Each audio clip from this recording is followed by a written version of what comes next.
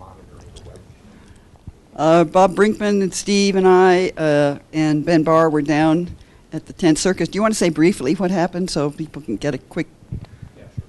Today we had oral arguments in Free Speech versus Federal Election Commission.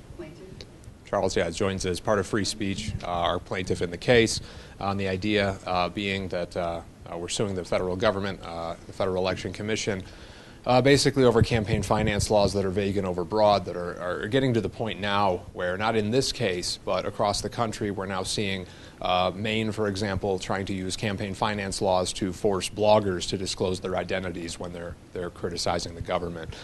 So we're challenging on the basis of issue advocacy. When you start criticizing the president or federal officials for their positions on issues, you don't have to not just disclose your identity, but you don't have to fill out numerous complex forms every month or every quarter with the government just to engage in free speech.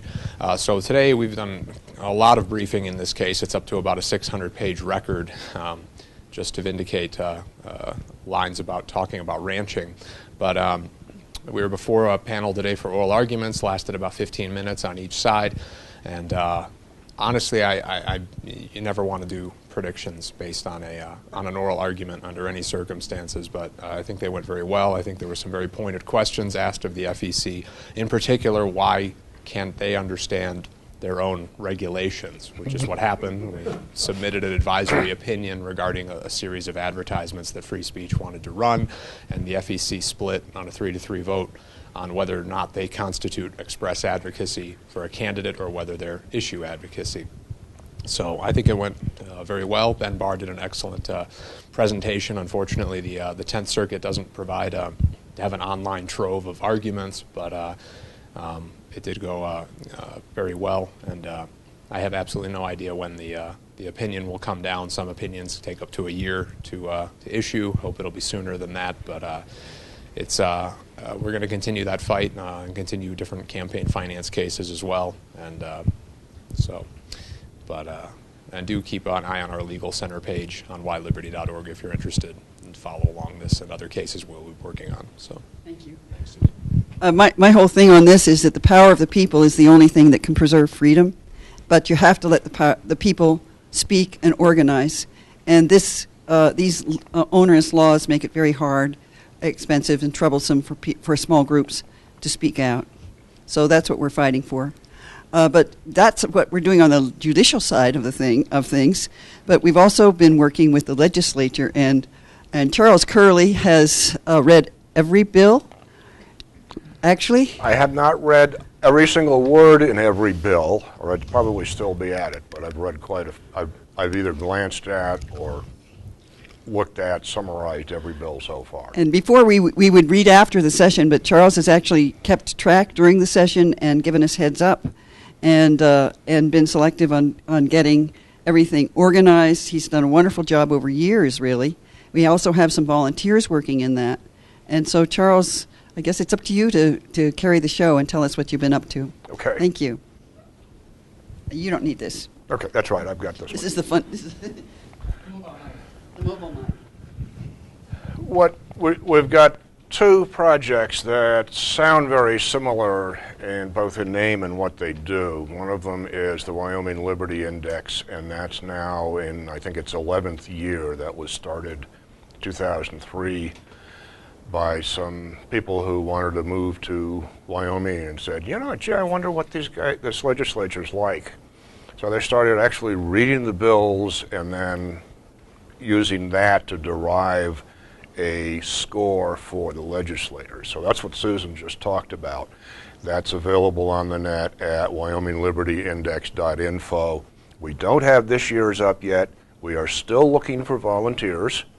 And this is your chance to have some input as to where the legislators are, because we ask you to look at a bill, tell us what you think of it, give it a rating, and then we crunch that through some software that I've written, and we produce a spreadsheet that gives you a score for the legislators. And the nice thing about the spreadsheet is you can go in and play with it. I don't like the rating that these guys gave this bill. I'm going to change it from this to that and see what it does to certain legislators score. So you can play with it, and it's a nice little interactive tool. So that's WyomingLibertyIndex.info. Help yourselves to it, and I'm always looking for volunteers for that. So people with opinions are welcome. And inside these, that you can pull out a sheet, it asks for your opinion, and if you'd like to volunteer to help Charles, you can give your name, put your name here, tear it off, and leave it with Mandy. So you have to look inside these to find your sheet. Okay? For anybody with opinions, and I imagine that covers most of the group in here. The other project, and that's tonight's discussion, is Key Liberty votes. It's a little bit different. I look at 6 votes in the House, 6 votes in the Senate, and sometimes they're the same, sometimes they're different votes. And another thing is they're not always the third reading votes. A lot of legislator surveys are based on third reading votes, and that's all they look at. So Senator Snort fights really hard against a bill, but he knows his constituents like it, so he votes for it on third reading. So everybody thinks he's in favor of it. See? So we make a point of looking at other votes, not third reading. And I did that with one of the votes we'll get into in a minute. The other thing I want to caution you about is that this is not really hard science. It's a snapshot. Just looking at 6 votes out of hundreds, maybe thousands of votes, doesn't tell you a lot, but it's an indicator. It's a snapshot. And I'll give you a very good example of that. On SF 104 in the Senate, the third reading vote came out a certain way, and Senator Barnard voted against it. So on this, he looks good. The next vote in the Senate was the vote to concur with the House, which came afterwards. And on that, he switched his vote. So had I chose that vote instead of the third reading vote, his record wouldn't be quite as good. I'll give you an idea of the possibility. So don't take this as anything really hard and fast. It's an indicator. What I want to talk about is the various bills, why I rated them the way I did. All of this is in your notes, but I'll be glad to take questions afterwards. Probably the most contentious bill in the session was SF 104. Well, scratch the probably, it was. And as you probably know, there's a referendum going on, or a petition drive to get a referendum on the ballot, and that's how mad some people are. There's a tremendous barrier to getting a referendum on the ballot in Wyoming. So you have to be really mad and have a lot of friends who are really mad, and apparently the organizers of that are mad enough. So that's the most contentious bill. As you probably know, it basically guts the Office of Superintendent of Education and moves most of the powers of that office to an appointed director of education. Okay. That one's fairly well known. I'm not going to take a lot of time on it. Probably the second most contentious bill was the fuel tax increase. And my take on this bill is we have a bad economy, people are scrambling, we don't need another tax. There has to be a different way to do this. So I consider it a bad bill. Also, I was not really happy with the way it was pushed through the legislature. SF 104 went through really fast, incredibly fast, but HB 69 went through pretty fast also.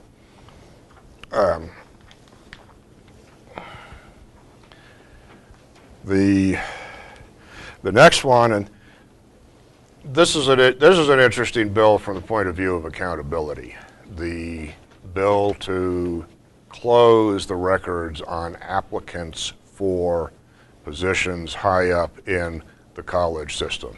This came out of a case involving the University of Wyoming. There were candidates for a high office, and some of the newspapers sued to get the candidates' applications. And the court said, yep, they're public record. You can have them. And the administrators at the university didn't like that, so they brought this bill to close off those records. Well, I think this is a vote against liberty. A vote for the bill to close off the record is a vote against liberty in the sense that it's a vote against accountability, public information. I think accountability and public information trump making it easy to do things. And I have my own experience as a hiring manager. I'm not impressed with people closing off the records like this. Hitchhiking. This is a fun bill. I remember in the 1950s and 60s when there was no law against hitchhiking. Common way to get transportation. I occasionally picked up hitchhikers on my way to and from college, got some interesting conversation from fellow students. It was a lot of fun. I never got hurt. Then we had problems with, I don't know, people getting mugged or whatever. States started banning hitchhiking. What it has become, however, is a way, a tool that some police can use to harass somebody who otherwise would be just standing there being harmless. So it became a victimless crime law. So it's a nanny state law. I'm glad to see it go. It's the fundamental question here is you as a driver or you as a hitchhiker have the right to determine what risks you're willing to take. It's not the legislature's business. So good riddance to some nanny state legislation. Okay, Food Freedom Act. I think most people know what that is. Basically the same issue. You know, do you have the right to engage in drinking raw milk? I mean, come on. How hard is that to figure out? So this is a step in the right direction. It doesn't go as far as I would like to take it, but hey, I'll take it. The next one I want to look at is an amendment to the appropriations bill. Every year, okay, every session, which is 2 years, we have a general session, which we just finished, and a budget session. Supposedly, we're supposed to do the budget during the budget session. Well, more and more, we've gotten into the habit of running a supplemental budget during the general session. So that's what HB1 is, SF1, they're the same bill. And this gets into an amendment. Most of you know Governor Meade asked the state to do a 6% cut. Well, it was a 3% cut per year. But anyway, the Secretary of State's office said, okay, we will lose an attorney's position, we'll end it now. Turns out that the person in that position was a year away from retirement, and this amendment was to bring back that position so that that attorney could retire with a slightly fuller retirement fund. So we're talking about maybe a year's salary plus additional funding. This is not a whole heck of a lot of money in the scale of things, but it's symbolic in the sense that this is the legislature saying, yeah, we really need to cut spending, but we're not serious about it. And that's the problem that I have with this amendment. So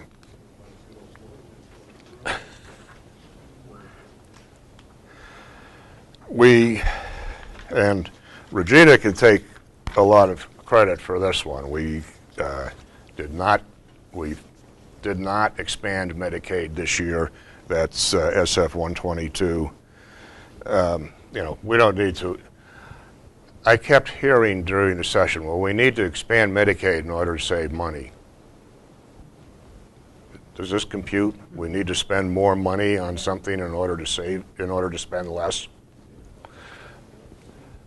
And the other problem that I have is, okay, the federal government is going to pick up the tab for this. Yeah, right, for how long? Where's our AML money? There's a few other areas where the feds are getting less and less reliable on funding. So I think a vote against expansion of Medicaid is a vote for liberty.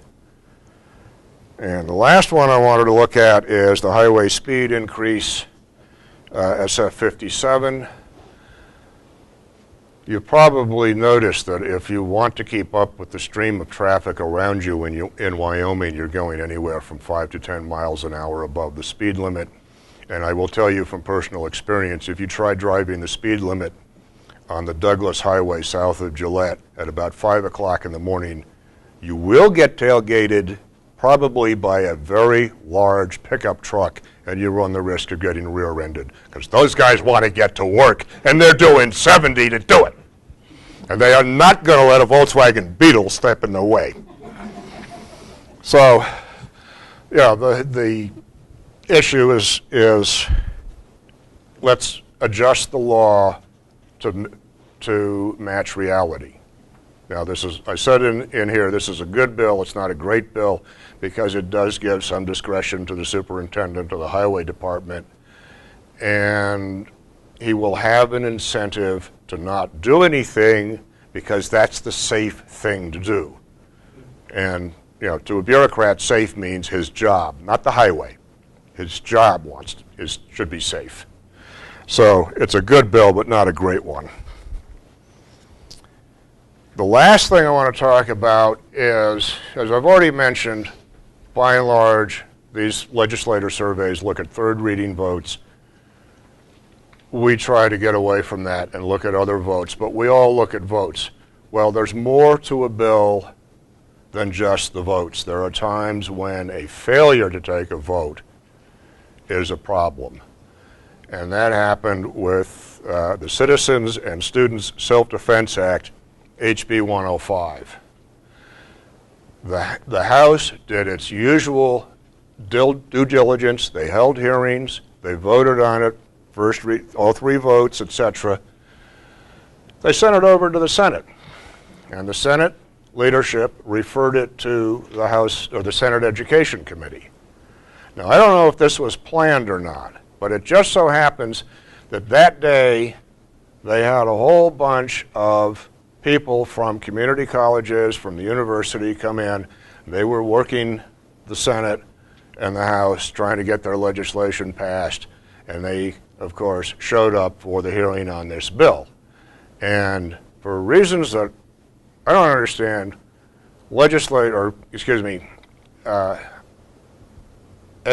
I won't say educators, administrators of education systems, which I consider a completely different class, tend to be opposed to letting people carry firearms on their schools. This is why they're called victim disarmament zones. So anyway, that was a real good timing on somebody's part. So what happened in the Senate Education Committee is they held their hearing. You need a motion to read a bill out of committee. Now, you can recommend pass, you can recommend amend and pass, or you can recommend do not pass. The Senate Education Committee wouldn't even do that. There was not so much as a motion to bring the bill out of committee. Well, what's wrong with that? Accountability. It would have been nice to have had votes in the Senate on the bill. Vote it up, vote it down, but put yourself on the record what you thought of it. We couldn't get that. The other thing that bothered me about this bill is the legislature is very good at micromanaging education. And a lot of this stuff comes from the education committees. So they're willing to micromanage teachers. They're willing to force them to take all sorts of tests or administer all sorts of tests in the name of accountability. But they will not be accountable to their constituents on this bill. So they get a dishonorable mention. It did not go into the rating because, of course, it's not a vote, and it's only the members of the committee. But I wanted to mention that and bring it to your attention. So that's key liberty votes for 2013. The votes are tallied on the back, who got what, or who voted how, and we've color-coded them. A red vote is, make sure I get this, yeah, a red vote is a vote for liberty, a blue vote is a vote against liberty. So that should make it fairly handy. And it's interesting looking at the results. The best you can do is a 6. And in years past, we've had a lot of 6s. This year, for some reason or other, I came out with 2 6s in the House, and those are Lynn Hutchings and who was the other one? Kendall Croker. Of course, Kendall Croker. Who else? We get some interesting vote numbers elsewhere. By the way, an E, which stands for excused, is taken as a vote against liberty just by default. So David Miller, who normally does very well, came out with a 3, but he had 2 excused on there. The only 0 in the House is Elaine Harvey, but she also had 2 excused in there, so she might possibly have actually come up with a 2, depending on how she would have voted on the 2 excused votes. In the Senate, we have 1 6, and I don't see any 0s. So the 1 6 is Dan Dockstader, who has been very interesting, has been moving in our direction quite noticeably over the last several years. And I put at least some of the credit for that to a former constituent of his, Vern Cox, who did some very good work with Dan over the years. So kudos to those 3. And I think that's all I have to say. If they've got any questions, I'll be glad to take questions. I'm going to ask you to get the mic, then ask your question so that we get it on tape so that our viewers can understand what you said. Can you speak up a bit more because they can't hear you in the webcast? Hmm? Can you speak louder? They can't hear you in the webcast. Oh, okay. Thanks. I don't know what the timing was on this, but were there any bills introduced that were in response to the federal government cutting off the severance tax revenues to Wyoming? And if not, is it feasible to do that? For example, by passing a bill that might raise the severance, the taxes in such a way that Wyoming would wind up with as much as it would get if they hadn't done that? I don't recall that anything was introduced. I'm not sure there's anything that we could do at the state level that would be effective. Well, since I presume a large fraction of the energy that we produce goes out of state, so if the federal government's going to say you're not going to get as much from us, we'll say, okay, then we'll take it from the states that we sell our energy products to. Or we could simply raise our severance taxes or something like that. That's a possibility. I know that Governor Meade is very much aware of that issue, and he's working with the energy industry and trying to come up with some solution to that. I don't know what's going on there. Gentlemen. How is bills assigned to committees? Just any committee they want to? Well, in theory, they're supposed to be assigned to an appropriate committee. And appropriate is in the eyes of the beholder. Okay, one thing that happens is that the Judiciary Committee is supposed to look at almost every bill for legal implications. Other committees look at a bill for other implications. But I'm aware of at least one bill assignment. It was one of the controversial bills where they made a point of not assigning it to a certain committee because it had too many freshmen on it, and we're not sure they're reliable. A footnote on that, our freshman class this year consisted of 17 new people. They are very proud that not one of them is a lawyer. So, and they have been in there to the point where the freshman class is annoying to leadership, and I find that very encouraging. So, yeah, committee assignment is dicey. It's not as hard and fast as it is in the Congress, where you pretty well know where a bill is going to go from the title and the summary. Around here, it could go pretty much anywhere.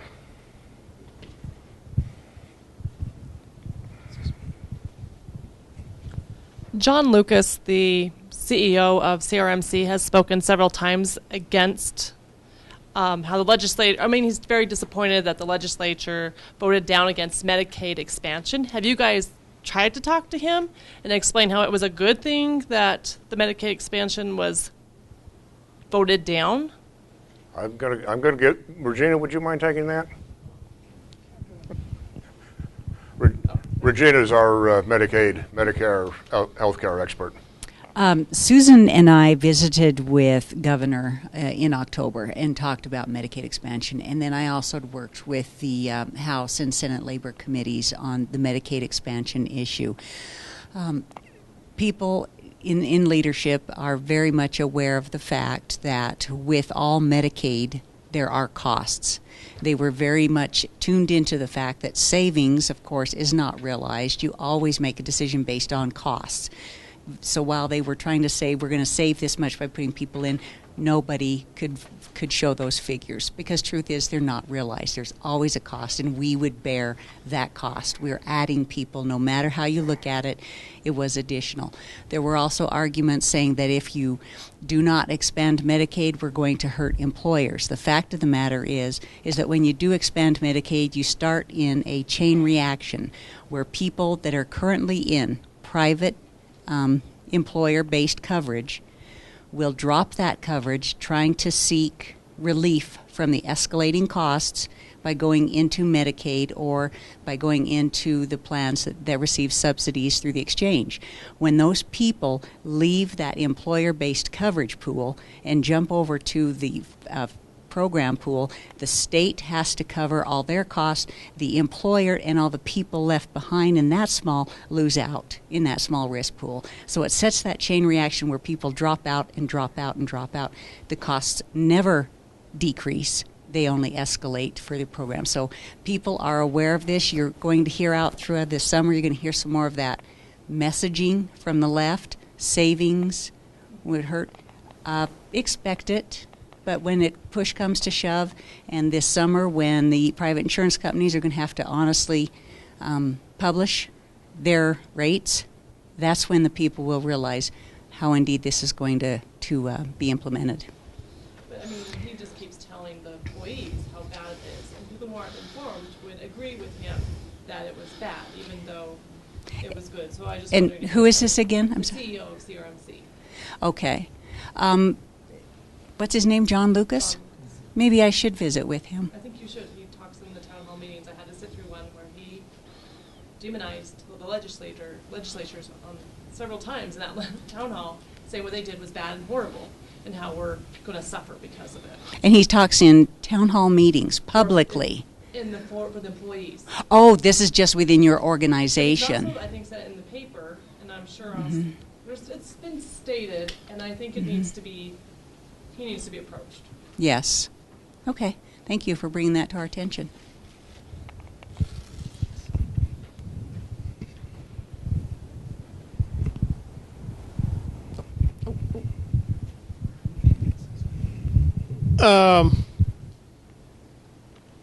These bills are all after the fact now, and the only thing we can really do is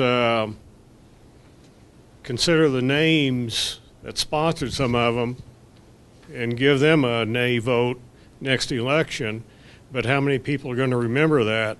But my main question is, what have you heard as far as what's coming up in the session next year? Any under the table dealings and so on and so forth? Or I know there's a lot of them, but have any surfaced yet that you know of?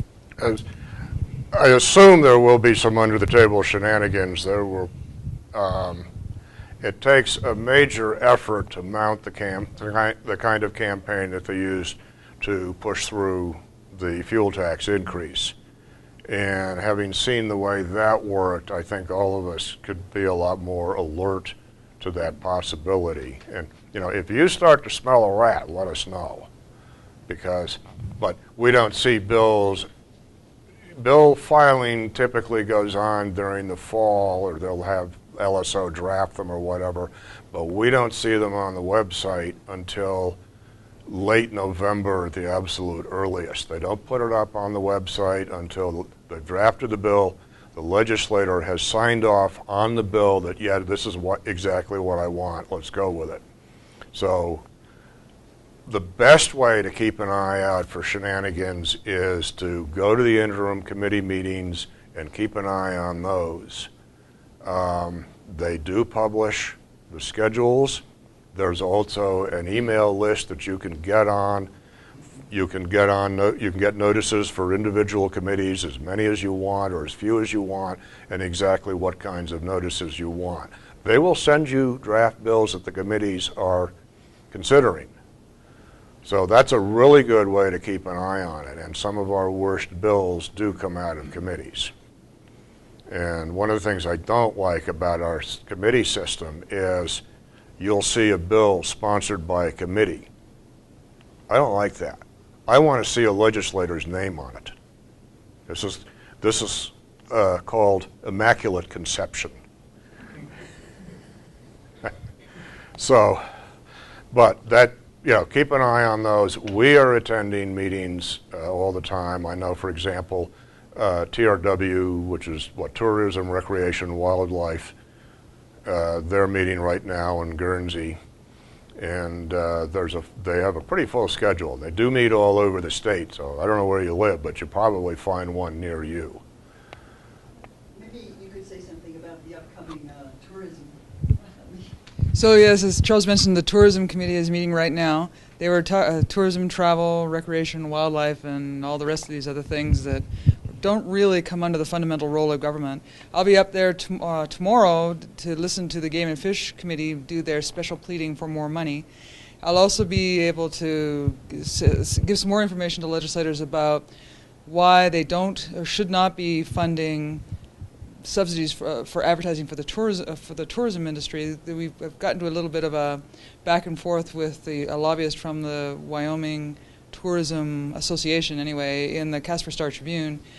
As a result of my article, he wrote an article saying, "Oh no, look, you know, if you cut tourism spending, tourism marketing spending, that means, oh no, you know, we're going to lose so much tourism revenue." Well, the reality is that yes, advertising works. That's why people do it. And if the tourism industry is not willing to advertise itself, there's no way that the taxpayer should be doing that.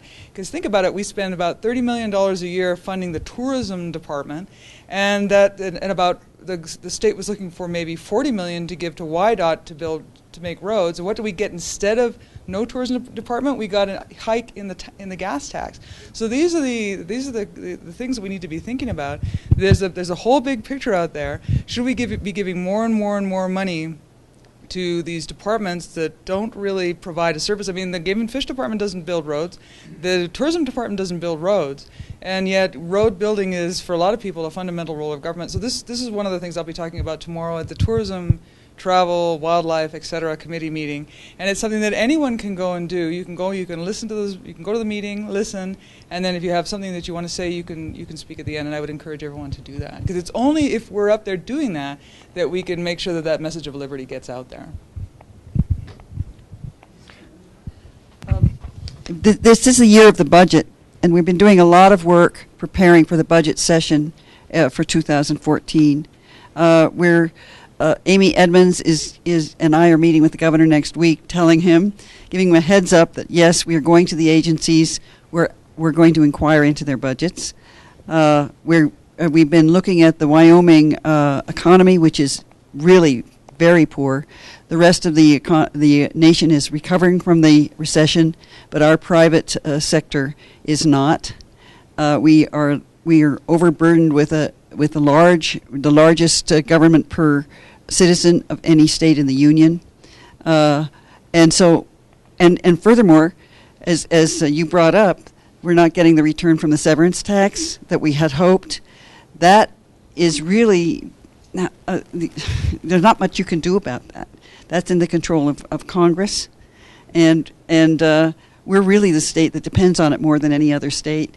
So this next session is going to be a lot of effort to try to give the legislators specific facts about the need for shrinking government, and also good information about how we could best do it. In other words, you can't just say across the board cut. You have to say, well, this is not necessary, this is not necessary, this is not necessary.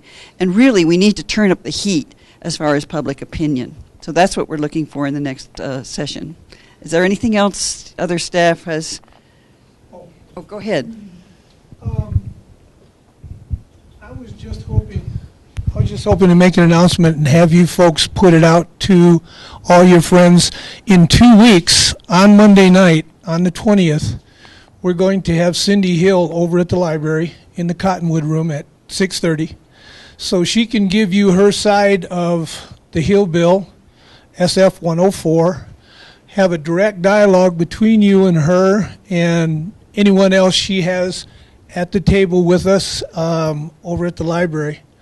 And I did this about 2 months ago because of what the paper put out, because of what I heard on the radio with Dave and you and Dave this morning and things like this. And when somebody says accountability, but they use education and District 1 and all this other kind of stuff in the same breath, you can tell right then that there's nothing set or there's nothing in stone about that, because they could take accountability totally out of the dictionary that they're using, because there is none. Especially here in the district, in the state, when the superintendent of public instruction, elected by the people of Wyoming, has been cut off in midterm. Where is accountability at all when it comes to education? You get into wyoeducation.com and you look under programs, and there's over 300 programs in one district, in District 1, for the teachers and everybody else in the district to contend with. When are they going to have time to do any teaching, or does it even concern the kids anymore? So this is why I asked Cindy if she would be there. She said she would be happy to. And if you could put out, to at least 10 or 15 friends, call them, tell them we're going to have an open dialogue back and forth for her to bring us up to date to that time on what's happened with the court and how she's feeling and what she's doing and what she thinks happened. So if you want to get it from her mouth, then the 20th at 6:30 at the library in the Cottonwood Room, please. Which library? County Library. County Library, thanks. There are at least 2 in Cheyenne that I know, 3 that I know of. So, any questions? What do you think NG's bill is going to do? Are there enough large sellers, internet sellers in Wyoming to affect that? I know Sarah Trading Post here in Cheyenne, but how about others throughout the state? Are you aware of that? I hope, well, with any luck, I hope the effect will be nil, because I hope it'll fail in the House. But if it gets passed, what's going to happen is that a lot of small traders, people doing under $1 million in business, won't have to collect it. So what this is going to do is give them an incentive to not go above $1 million. Oh, what a really good way to encourage entrepreneurism. The next Bill Gates isn't going to go there because he can't afford to do the sales tax collection. Thanks, Mike. Another thing we're going to see is, okay, large companies like Amazon, you'd think they'd be against it. Amazon supporting this thing. Here's why. Right now, you order something from Amazon, it gets shipped in from Seattle, Texas. Well, no, they're not in Texas for tax reasons. So that way, they don't have a nexus. The Supreme Court decision a few years ago said basically to collect sales tax on an interstate purchase, you have to have a nexus with that state. So you have to have a business office. You have to have a warehouse. You have to have some kind of physical presence in the state, people there working for you. Well, Amazon out in Washington, they don't have a nexus here in Wyoming. They don't have a nexus in Colorado, so they don't charge sales tax in Colorado. I don't quote me on Colorado. I'm not sure. I'm just making that up as an example. But here's what happens if NZ's bill goes through. All of a sudden, Amazon has to collect sales tax in every state anyway. So what do? They start putting a lot more warehouses around the country. They start doing a lot of distribution from all those little warehouses, or they do what retailers like bed and breakfast do, and that is they sell out of a store, and if they don't have it in stock, they'll order it for you, or you can order it online and you can go down to the store and collect it, which Best Buy will do, for example, for you. So Amazon all of a sudden has warehouses all over the country. They have same-day delivery. They're not paying UPS. They're not paying FedEx. They've got their own vans doing delivery, and it's much faster. You see why Amazon wants this?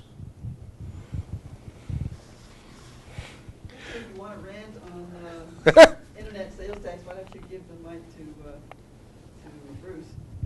Well, I think Charles hit all the main points. He did quite well. Thank you. Well, So, somebody asked earlier about committee assignments, and while we were talking about TRW, I came up with remembered a good example from this session. Somebody brought a bill to increase the fees that you pay for hunting licenses. So appropriately, it went to TRW. They brought another bill to do the same thing. Okay, they rearranged some of the furniture, but it was another bill to increase. Sent it to TRW. They brought a third bill. Sent it to TRW. What do you think happened?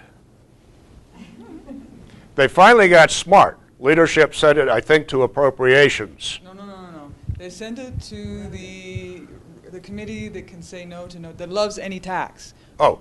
Revenue. Revenue, yeah. Never saw a tax they didn't love. Exactly Thank right. you, yeah.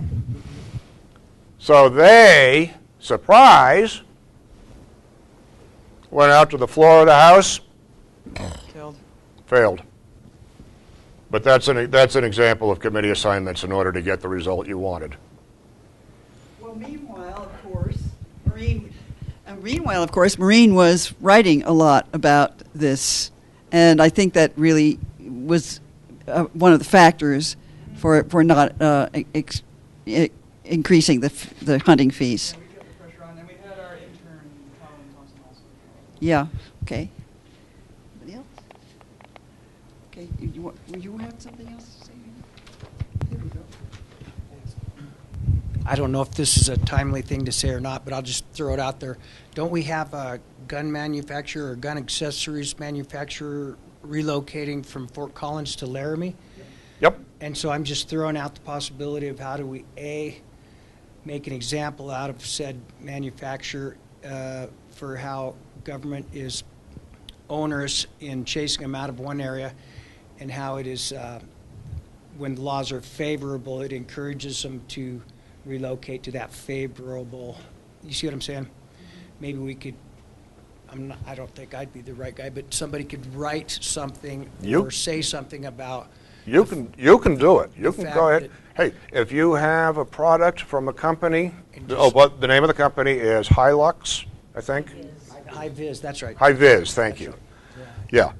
But say you're a high-vis customer, you can write to them and say, "Dear sirs, I have 2 of your sites on my 1911s. I love them. So I'd a appreciate." testimonial. They will listen to that a lot more than they'll listen to the Wyoming Business Council, believe me. But I mean, just get that out in the public and get the public thinking about the free market. That's my point, basically. Yeah. Okay. Thanks.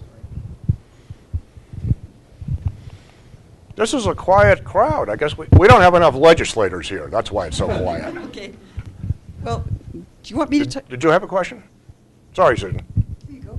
That's okay. I just wanted to illustrate my ignorance even more,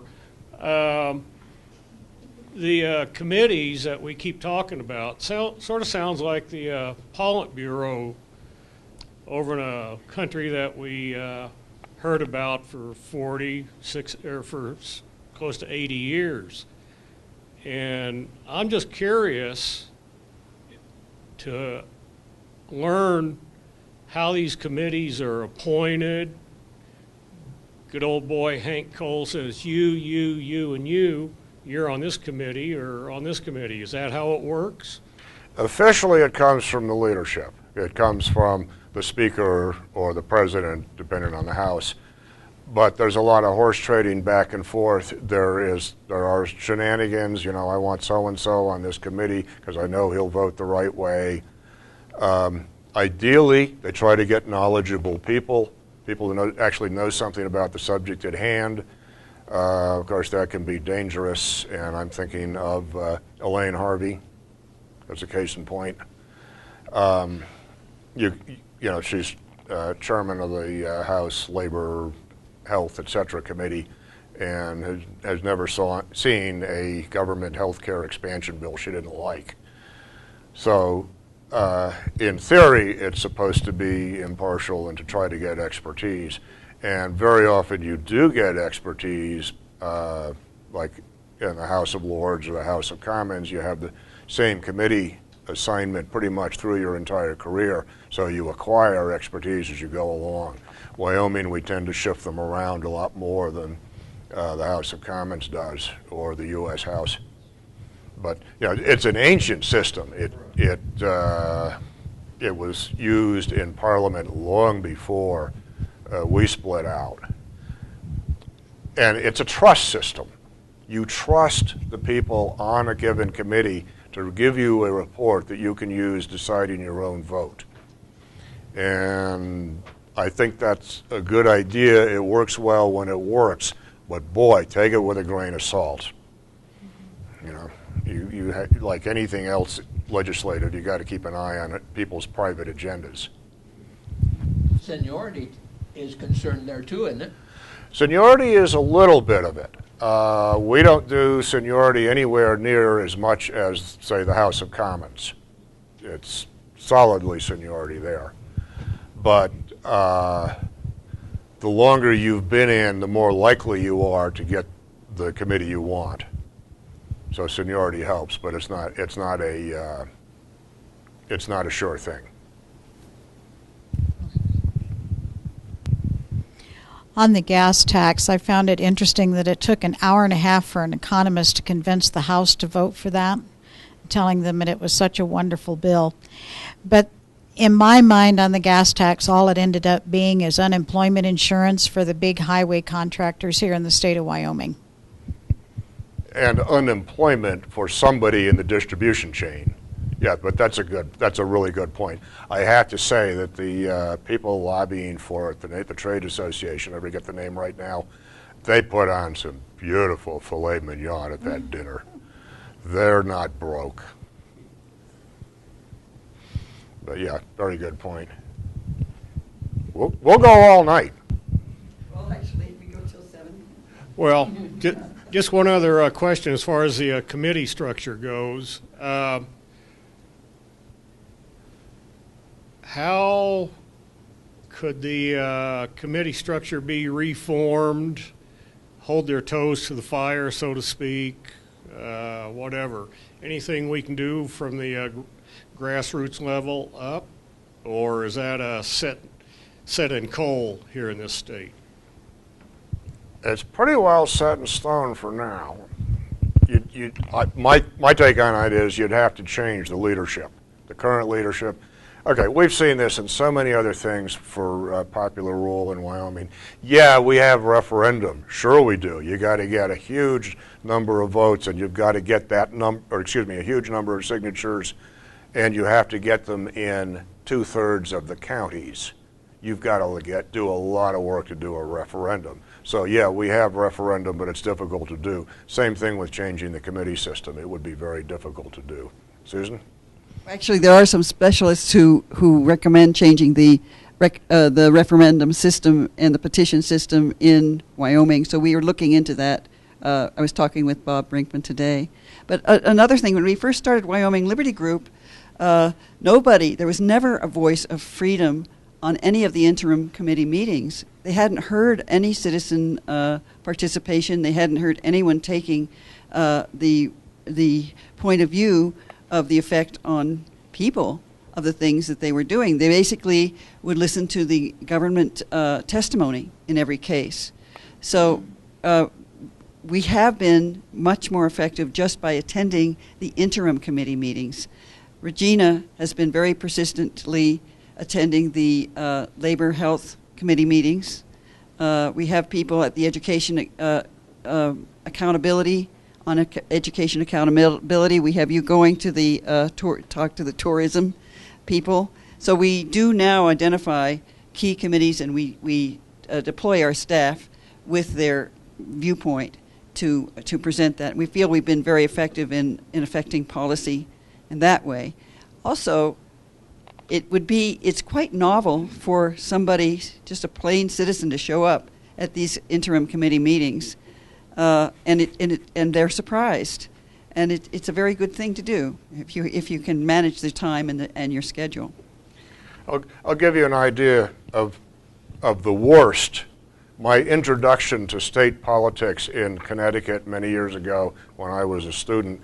They were having a hearing on the budget, and they were going to go until everybody had been heard. So they started, I think, at noon, and they went until sometime in the afternoon the next day, and everybody was heard. There were 3 people who showed up to speak in favor of cutting taxes and reducing the budget.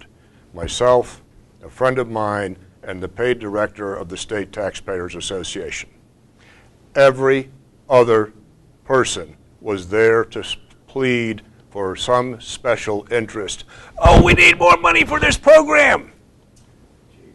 And this, yeah. And speaker after speaker after speaker, the state employees union hired, if I remember correctly, 9 buses to bring people in from all over Connecticut to do this. Okay?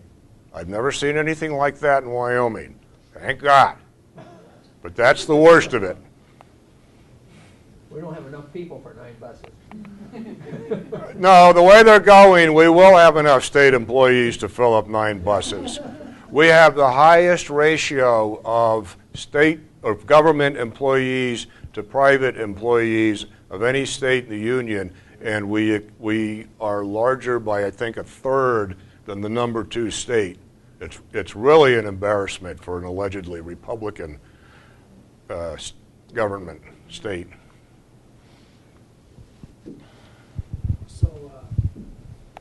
So UW just shed 54 jobs. Was that legit or Through attrition? through attrition? Yeah, so I mean that's a typical way for a government to cut jobs. You don't actually fire anybody. You wait till the person in this particular job retires. Oh, and then you don't replace them. And then you don't replace them. Okay. So you find a job with a 22-year-old in it, and you say, we're going to get rid of this position by attrition. Okay. On the bill where the citizen self-defense, I don't see anything about education. Is this a bill? It's a bill, just a general bill, isn't it? No, it was to allow people to carry firearms in more areas, specifically including campuses, college campuses. I forget whether it included schools or not. Oh, okay. So it was somewhat, well, okay. I won't say it was completely inappropriate to the Education Committee. I forget who heard that in the House. I think we're running out of questions. Okay, thank you very much, Charles. I draw your attention again to this. If you bother filling it out and ripping it off, it gives us a chance to blog on how satisfied people are with their senators and representatives. We're also going to be attending this Saturday's Tea Party meeting in Riverton in the Riverton Fairgrounds, or yes, Riverton Fairgrounds. Quite a few people will be there. We have a lot of kind of exciting initiatives. We hope to bring in another economist to work with, so we'll have 3 people looking at government finances. We are hoping to bring in, we were saying, Al Simpson and I were having discussion also to bring in somebody who's specializing in land rights, property rights, and concentrating on that, because we've been very stretched in that direction. We've started an initiative on juvenile justice. We're finding that Wyoming, next to Wisconsin, we arrest more of our youth than any other state in the union. And we incarcerate a great many of our youth. We, for instance, compared to Ohio, which has much higher population than Wyoming, they incarcerated something like 700 kids. We had 2,200 kids incarcerated. That means you're not free to go. So so we're beginning to work in some of those other areas besides the more common ones you found. So we're definitely excited about what our plans are for this coming year. For the summer, we're going to have some movies. 3 second Thursdays, if you'd like to join us for a freedom-oriented film. And Bruce Walker, where's Bruce? You want to say a minute something about that, Bruce? Bruce is a musicologist and a student of pop culture. And literature and adolescent daughters and yes, Susan came up with a great idea for the summer to have me introduce a series of films. So the first film that we're going to do is based on a short story by Kurt Vonnegut called Harrison Bergeron, and it has great libertarian themes in that it talks about what happens when government gets involved in the business of guaranteeing outcomes when government obviously can't guarantee inputs to how individuals are formed. So in this particular short story, and the movie that it is based on, 2082, is those people who have inordinate abilities are handicapped by a government agency, so that if you're strong, you are given weights so that you can't jump higher than anybody else. If you are physically attractive, you have to wear a mask because you don't want people who are less attractive to feel poorly. And so you're trying to guarantee equality, and when government gets involved in that, we all know that only negatives can come from it. So that's going to be our first movie. It's undetermined yet as to what the second 2 movies are going to be. We're going to try and keep them short. We're going to try to keep it a little bit fun, have some good conversation about it. I'm a former English professor, so if you want to talk about subtext and postmodernism and different type of critical theories, I could do that. I'd rather not, but we could have a lot of fun with it. So I'm really looking forward to it, and I hope a lot of you show up. Thanks. And we do have the little information sheet about that there in your package, so you can, just a little reminder. Is it going to be here? Yes. Yeah, it'll be here, and we're going to have air conditioning. I hope. Chad's been on it. Chad says he's finally figured out a way to keep this room cool in the summer. So, but we won't have any more of these Liberty Forums until September. Okay? Well, thank you very much for coming. It was a very intelligent session. It was a good conversation. Thank you very much for participating.